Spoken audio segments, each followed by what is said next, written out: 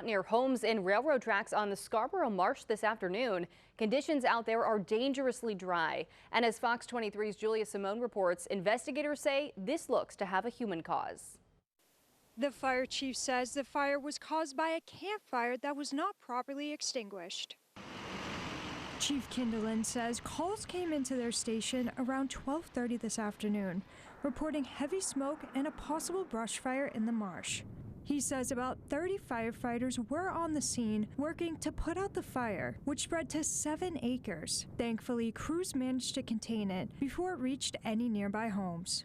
The fire never did have any houses in danger. While there was some smoke and some debris or some ashes that were causing some concern with housing, no houses were ever in danger. The department also called in a helicopter from the Maine Forest Rangers to help fight the flames, with the nearby pond on the marsh providing the water. It was very hard to get at. It was in the middle of the marsh where the terrain was not, vehicles couldn't get out there, personnel couldn't get out there easily, so we ended up having to bring in the helicopter to fight this fire. A witness who called 911 says she watched the fire move rapidly over the marsh. I was very surprised. The flames were high and tall, and it spread really, really quickly. So I could tell it was serious.